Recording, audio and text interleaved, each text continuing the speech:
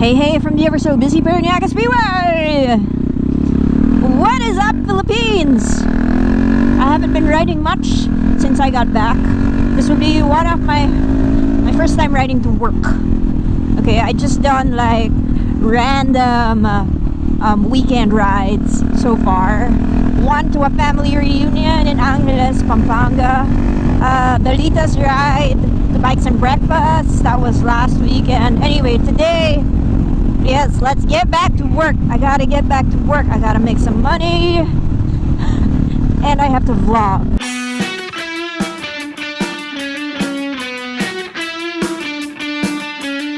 Plus, I have a couple of announcements. Good things and bad ones. Wow, that place is like Pila. I don't know, maybe the food's good or something. Maybe the food's good. Does anybody notice that restaurant there? I'm bringing attention to it so that people will do something about it. No offense, man, but this is a road. This is going to be. This is technically C5 extension. I'm not complaining because it's my Paranaque Speedway. I'm complaining because this is fucking C5 extension.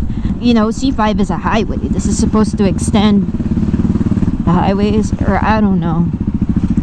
It's supposed to be 3 lanes, but with all that's happening there and the parking and this filthy ass garbage, makes life more difficult for everyone. It's all about consideration, guys and gals. Ayan. See, make tambay here, punyeta. What the fuck is going on? Welcome back to the Philippines. It's nice to be back though. Riding here is ever so entertaining. I don't shut up because there's always something to talk about. But you know what sucks was that before 2018 ended, I had all this footage that I thought I had. And then at some point last year, my helmet decides to roll onto the highway. And then I wasn't able to like check if my equipment was okay. There was something wrong with the microphone. The GoPro was working fine. The microphone wasn't working well. Like sometimes it recorded audio and then sometimes it was just the audio from the GoPro. Yes, rocking the third world. Let's get up on the sidewalk. And because of that, I had so much footage that was just kind of useless. You know, it was just riding and it's so useless because you can't hear my humor. What a waste of video. What a waste of video if you can't hear me talking like a dumbass. So the video footage that didn't make it onto the editing board because the audio was so crappy was number one, when Ducati lent me the 1100. It was fantastic. I got to take it to Tagaytay, for crying out loud. I went with the Litas to Tagaytay. It was so good.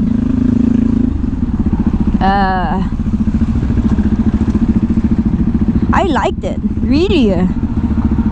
So Ducati Philippines, if you want to lend me the 1100 again, I'm so down for it. Why not? I will take it to Lomi or something, or out of town. Somebody also asked me this question, like, he's a motovlogger and he got into an accident. He goes like, how do I do it? Or like, now he's afraid to motovlog because he got into an accident. And I told him like, dude, you know, it's always safety first. You don't know it, but like sometimes I actually shut up when I'm trying to concentrate. Like now, see? Especially if concentration is needed, go do it. Shut up if you have to and focus on safety first.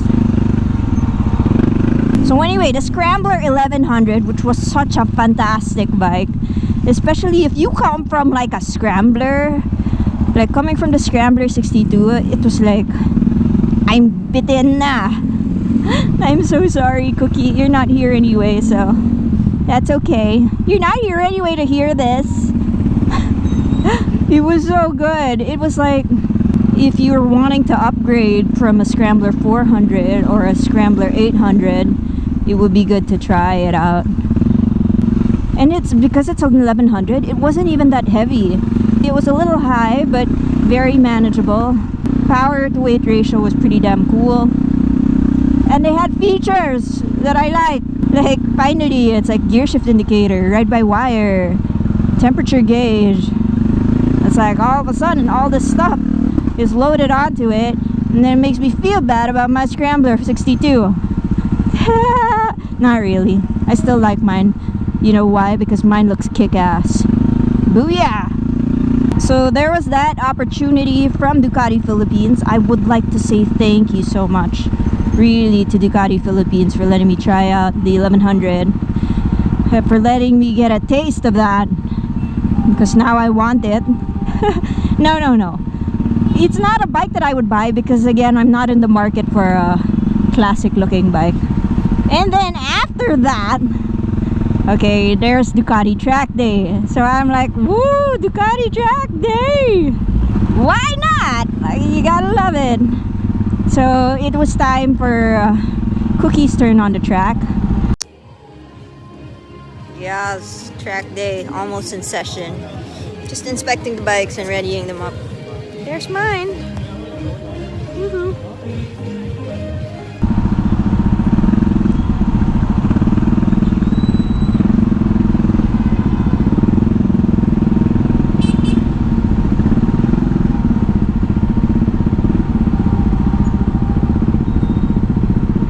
Yes, we'll make siksikan there. I ain't joining y'all. I'll wait for you to pass. Boot. Sometimes it's best not to ride with the pack and to just squeeze in with everybody. It's not good to squeeze in with the underboners.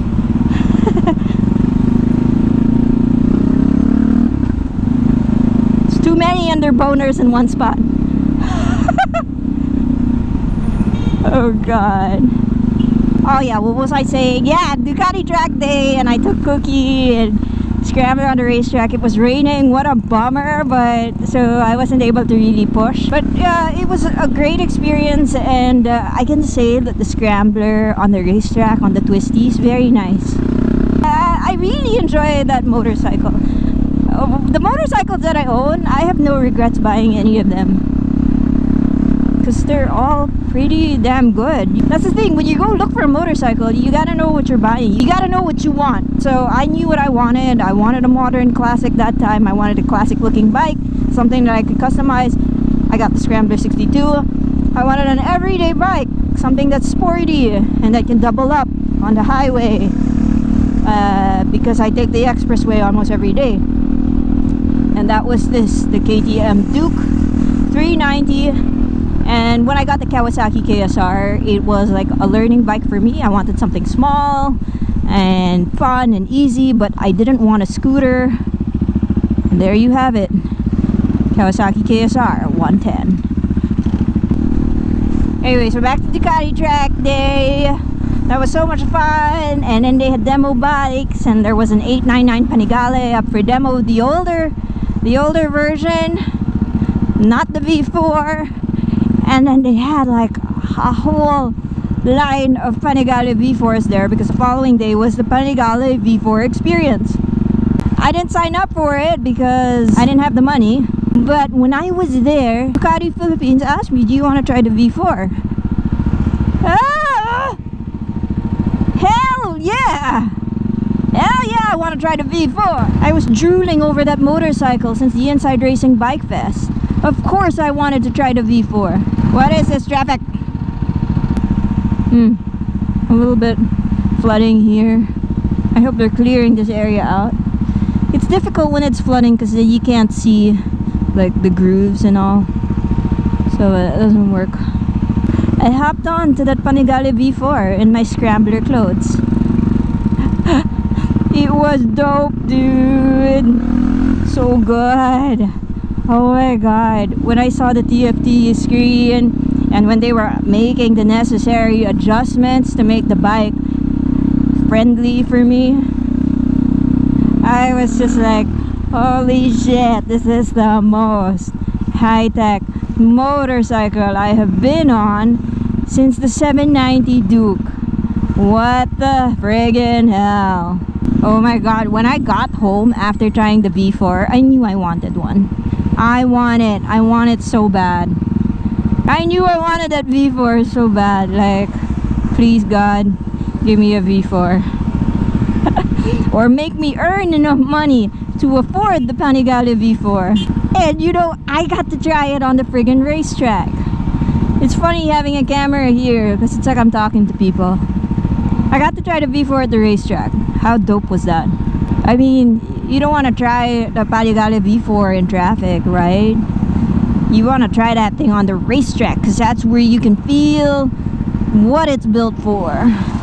So we get on the racetrack, and then on the racetrack with me is former MotoGP rider Carlos Checa and World Superbike champion Rebecca Bianchi. What?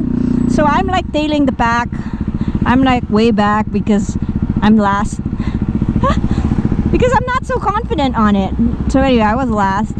And she waited for me. Rebecca Bianchi friggin' waited for me.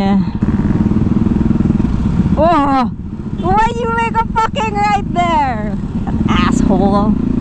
She waited for me, and then when we got back to the pit and people took their helmets off, it's like, you know, and then I went to have a selfie with her, and then she took me aside and she was just like, started giving me tips. What did I do to deserve this?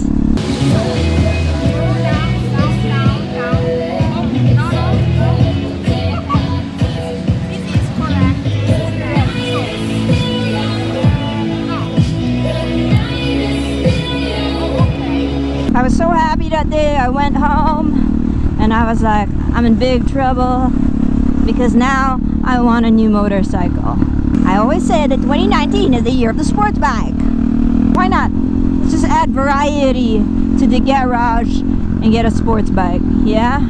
Not yet. Not yet. Maybe mid-year or something. I need to give myself a bit of a break from spending. I spent a lot last year. I've been spending too much as well on like vacations and travel and whatnot. You know, it's time to save. So people are asking me about my exhaust here in BGC. I'm here like twice a week. I'm fine. Maybe that's because I have a silencer on. But seriously, I'm fine. You gotta be careful sometimes with the KTM Duke because it's got a wider bar. So especially when I'm coming from, like, the last motorcycle I rode in the city was a Bristol BR400i, which has a narrower bar. So just have to be extra careful. Ooh, look at your GV box. It's got like blinking lights, running lights. Your GV box has running lights. That's so cute. Told you it's entertaining to ride here in the Philippines. Okay, on my way to do a couple of things. This time, this errand is for MotoMeet Up 2019. Yes, guys and gals, it is happening, and it is happening soon. This February. Whoa, what is that, KTM? It is happening this February 17, 2019. Where? The first details are already out. I should have a poster soon. But right now, what I want you guys to do is save the date. This time it's going to be different. How is it going to be different? The first MotoMeet Up, we sponsored by KTM, BGC. We met up there and we rode all the way to New Valley Coffee Project, to a coffee shop, New Valley. And the first one, there were just like, what, 10 of us? 10 or 15 of us. Mostly motovloggers. The second MotoMeet Up was, we met at Motora Azul Cafe, sponsored by Yamaha that year. And we were so overwhelmed by the turn up that time. The numbers were like, wow, we didn't expect so many people to show up, and then we didn't plan the ride. I just thought, like, you know, 10 people were gonna show up or something. But turns out, like, we had like, what, 60 or 70 people there. That we rode to MX Messiah fairgrounds, the dirt track, and we were able to demo Yamaha bikes. That was MotoMeet Up 2 2018. This year, how am I making this year different? This year is not just gonna be, well, we will have a meetup. So we'll meet up somewhere. I will give you the location soon. And then after we meet up, we will have a short ride to another venue. Which is why I'm going over now to Biker Box, because I'm trying to get KRB. Yeah, well, I'm trying to get the KRB track, the KRB dirt track, to be our ride venue. Okay, I don't want to announce anything yet, but that's why now I'm just saying I'm trying to get it. We will do other things differently, such as we will have games. Yeah, this year it's all about the Motovloggers challenges. So this is a challenge. If you are a motovlogger, go hit us up on the page. That's Motovloggers Philippines. Shit, I don't even know. But it's like MVPH, the MVPH page. If you're a motovlogger, you hit us up there, because we are gonna get the motovloggers to join in the challenges. Challenges are basically just games. They are games, and each game you can win a prize, and the prize is not for you. Be generous. The prize will be for your subscribers. So, are you up for it? Are you a motovlogger in the Philippines, and are you up for this? Because if you down for this, and if you're ready to beat me in the games, I'm talking to you. I'm talking to you, motovlogger. If you're ready to beat me, then let's go.